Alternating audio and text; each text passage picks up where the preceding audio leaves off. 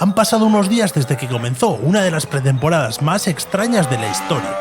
Para el recuerdo quedará ya The Hill, donde 3 chavales y algunos periodistas ya veteranos como John Noble o Daz Media pusieron en jaque a la Fórmula 1 y lograron dar cobertura a medio planeta cuando nadie más lo hacía. Esta pretemporada se vive con ilusión y con fe. La de Fernando Alonso hoy, con Aston Martin y por segunda vez en su carrera, con el logo de Honda pintado en el lateral del coche. Vuelve a oler a eso, a proyecto nuevo, a promesas, a esa sensación incómoda pero adictiva de pensar, ¿y si esta vez sí? Porque no es la primera vez que Alonso se sube a un coche con motor Honda y carga a su vez con el peso de la historia sobre sus hombros. Ya lo hizo antes y aquella vez todo salió mal. Bienvenido, soy Rossi y esto es Bandera Negra.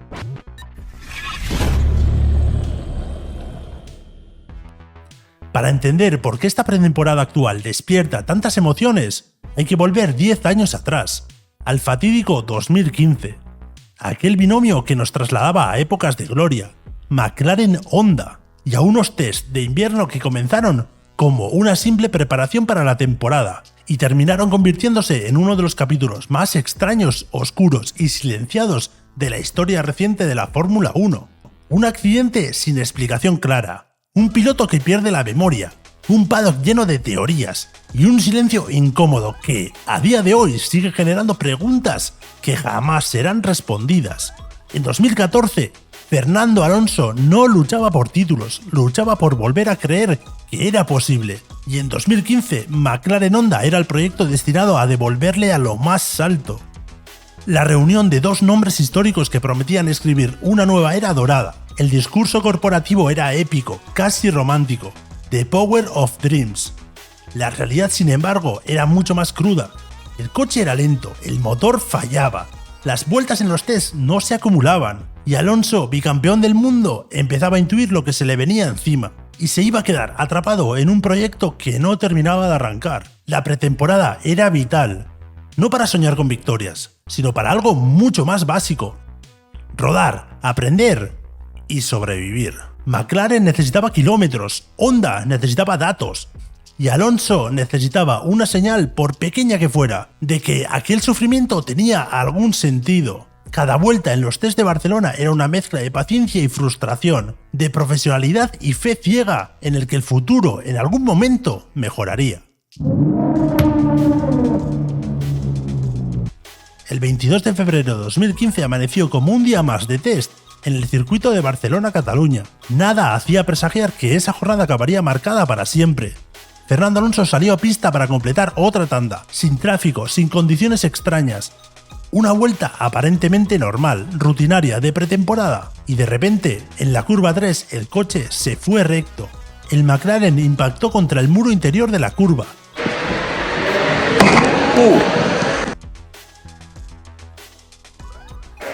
Mira, ese es el Alonso, tío, que está mareado. Ese es el Alonso, tío, que está mareado. Una maniobra extraña, sí, pero nada espectacular. No fue una salida violenta, no hubo trompo previo, no se vio ninguna maniobra desesperada. A simple vista no parecía un accidente grave, pero desde el primer segundo algo no cuadraba. Alonso no salía del coche, no levantaba la mano, no respondía como se espera que lo haga a un piloto consciente. Los comisarios llegaron rápidamente, el silencio se apoderó del circuito, y Alonso fue atendido en pista y trasladado al centro médico, y minutos después al hospital. En el paddock la tensión se podía cortar, nadie hablaba de tiempos ni de evoluciones técnicas. Todos miraban una y otra vez hacia aquella zona del circuito, buscando una explicación que no aparecía. Las imágenes del accidente comenzaron a recorrer las webs de todo el mundo. Se analizaron desde todos los ángulos posibles, fotograma a fotograma, simulación tras simulación. Y cuanto más se miraban, más preguntas surgían.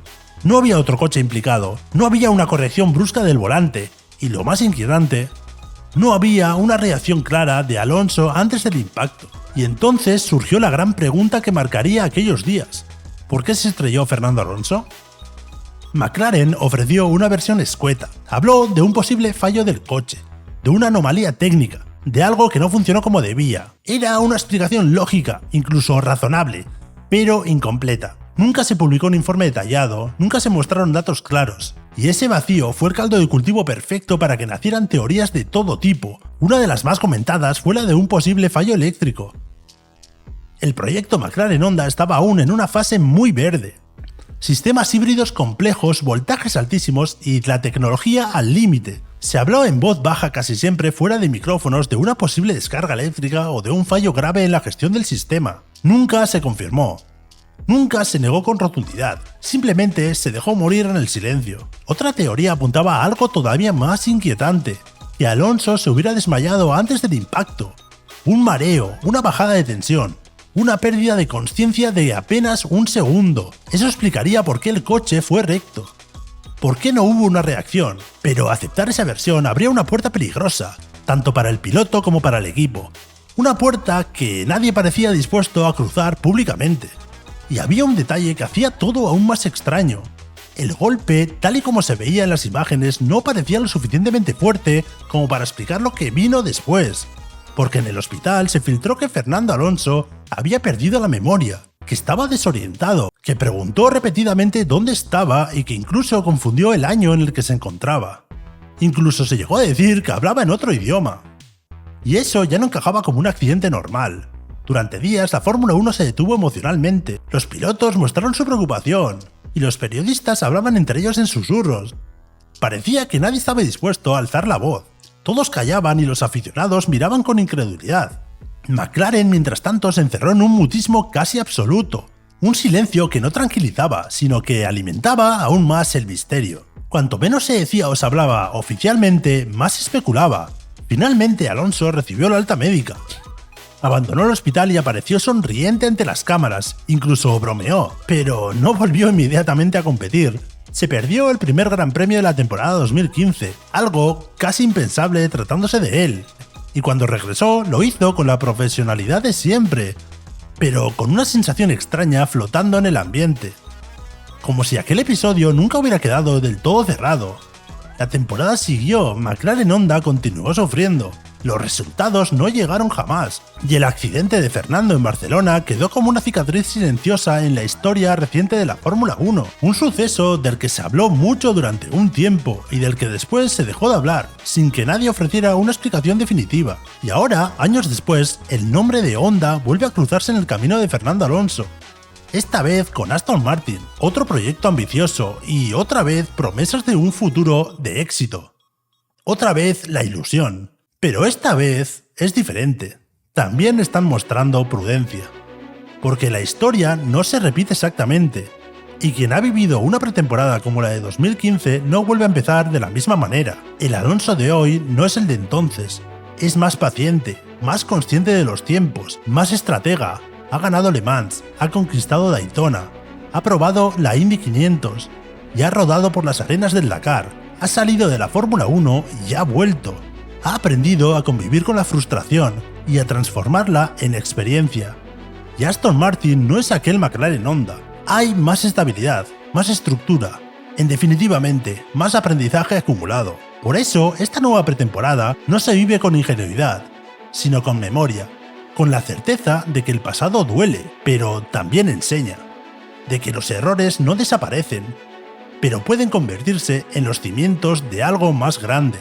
La pretemporada de 2015 fue un golpe durísimo, un aviso de que la Fórmula 1 no perdona a nadie, pero también fue una lección que marcó un antes y un después. Fernando Alonso siguió adelante cuando muchos habrían tirado la toalla.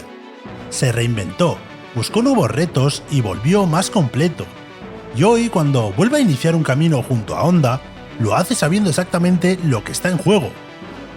Con la experiencia de quien ya ha pasado por el peor de los escenarios posibles y ha sobrevivido, porque el pasado no está para castigarnos, está para recordarnos de dónde venimos y por qué seguimos aquí. Y quizás, solo quizás, esta vez la historia no termine en silencio, teorías y preguntas sin respuesta. Quizás, esta vez el aprendizaje pese más que el miedo, y la pretemporada, en lugar de ser un presagio oscuro, sea el primer paso hacia algo mejor.